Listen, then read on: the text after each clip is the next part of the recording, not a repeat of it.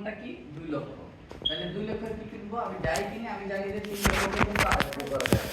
তাহলে কি বলছে ওই যে পণ্যের ধরন পাককলিত মূল্য বলছে না নির্বাচনের ক্ষেত্রে।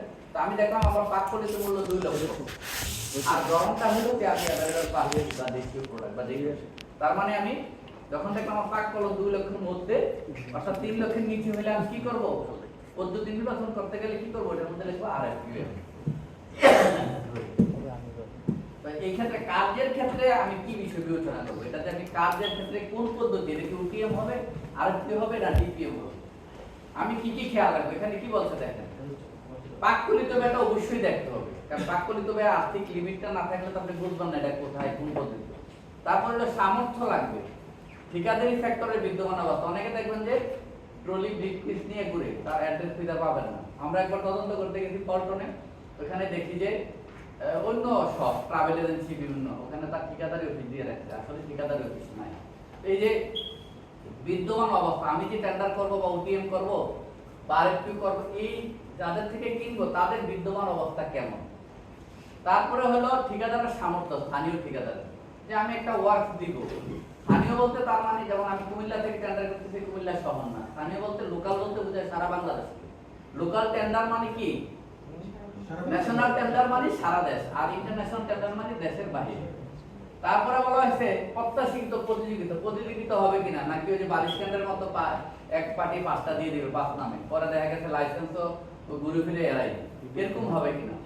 ভৌগোলিক অবস্থান ধরেন আমার প্লেন ল্যান্ডে যে কাজটা হবে একটা বিল্ডিং কনস্ট্রাকশনে আর হিলি এরিয়া যেমন বান্দরবন খাগড়াছড়ি তারপরে আপনি যদি ওইদিকে যান আরো কি বলে পার্বত্য চট্টগ্রাম এরিয়াতে ওখানে বিল্ডিং এর কস্ট আর কুমিল্লা বা ঢাকার কস্ট কি এক হবে এজন্য বলছে ভৌগোলিক অবস্থান। তারপরে কাজ সমাপ্তির প্রত্যাশিত তারিখ যে আমি যে এই প্ল্যানটা করব বিল্ডিংটা কনস্ট্রাকশন করব একটা 5 তলা বিল্ডিং কনস্ট্রাকশন করতে কতদিন সময় লাগবে প্রত্যাশিত তারিখটা ঠিক কারণ আমি জানি যে লাগবে 1 বছর আমি যদি দিয়ে দিই 6 মাস হবে এই বিষয়গুলো চিন্তা করতে। তারপরে হলো প্রাসঙ্গিক যদি অন্য কোনো বিষয় থাকে যেমন প্রাসঙ্গিক বিষয় কোথায় থাকবে বড় বড় কাজের ক্ষেত্রে যেমন Padma bridge Cox's Bazar train line গেল তারপরে বড় বড় ফ্লাইওভার গুলো মেট্রো রেল এগুলির ক্ষেত্রে অন্যান্য অনেক প্রাসঙ্গিক বিষয় আছে।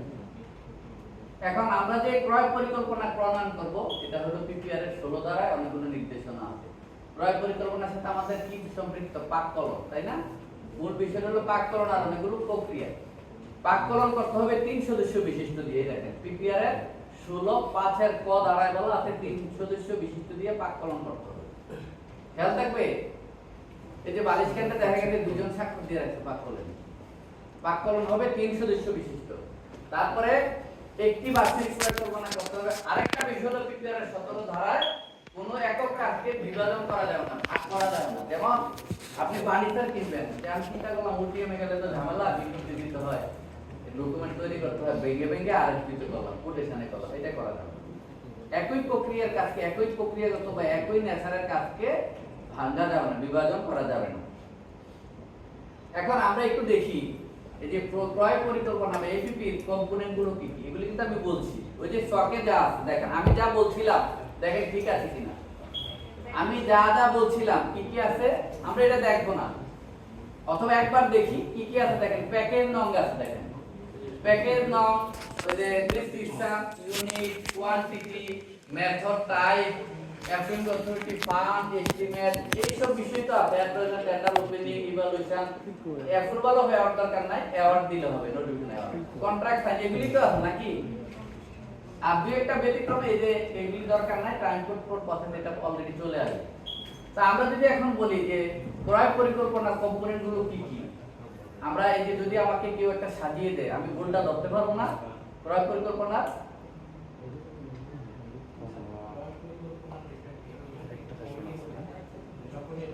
না পরিকল্পনার কোনো কমিটি হবে না পরিকল্পনা শুধু পি করবে কিন্তু পাককলনের কমিটি হবে। পাককলনটা হলো ক্রয় পরিকল্পনার একটা অংশ অর্থাৎ আপনি যখন এপিপি করবেন তখন তো খরচটা যাবে না পাককলন করতে হবে না কিছু আছে চোখ বরাদ্দ আমি জানি যে এই কটা জিনিস সিস্টেম একটা জিনিসের তার ব্যাপারে কাজ করছি অথবা ইন্টারন্যাশনাল স্ট্যান্ডার্ড রেট অথবা ন্যাশনাল স্ট্যান্ডার্ড দিয়ে যাচ্ছে কিন্তু যখন আমি বিস্তারিত বাক্যকরণ করব যদি করতে হয় বিল্ডিং কনস্ট্রাকশন বা অনেক বলতে তখন ওই যে পিপিআর 16 পদার মোতাবেক কিন্তু 3 সদস্য কমিটি দিয়ে একটা বাক্যকরণ করতে হবে এবং কমিটিটা অনুমোদন দিতে হবে। বুঝছেন? অনুমোদন নিয়ে বাক্যকরণ করতে হবে, ঠিক আছে? আচ্ছা, আমরা এমএলএর প্রোগ্রাম প্ল্যানটা তো বুঝছি, তাই না? এখন এটার অনেকগুলো বেনিফিট জানলাম, ঠিক আছে? এর মধ্যে গুরুত্বপূর্ণ কি কম্পোনেন্ট গুলো মাথায় রাখতে হবে, নাহলে ভুল হয়ে যাবে। ওই যে জিডির জায়গায় ডব্লিউ দিলে সমস্যা হবে। আর কিছু বিষয় জানলাম যে আমরা 3 সদস্য বিশিষ্ট কমিটি দিয়ে বাক্যকরণ করতে হবে। আরেকটা বিষয় জানলাম যে আমরা বিভাজন করতে পারবো না, এক কাজকে বিভাজন করতে পারবো না, ঠিক আছে? এখন এই সেশনের জন্য একটু মাথায় রাখবেন অনেকগুলো বিষয়, যেমন এটা হলো ম্যান্ডেটরি। আর ক্রয় পরিকল্পনা অনুমোদন করে কে? হোক, মনে থাকবে? ক্রয় পরিকল্পনা অনুমোদন করে হোক, আর আর্থিক অনুমোদন দেয় এএ বা অ্যাপ্রুভিং অথরিটি। তাইলে দুইটা বিষয় বললাম, ক্রয় পরিকল্পনাটা ম্যান্ডেটরি, এটা আমার কথা না, সিপিডি বা পিপিআর এর কথা। আরেকটা বললাম যে এটা অনুমোদন করে কে? হোক। তারপরে এটা কি করে? স্বচ্ছতা নিশ্চিত করে, এনশিওর করে, কোয়ালিটি এনশিওর করে, ঠিক আছে?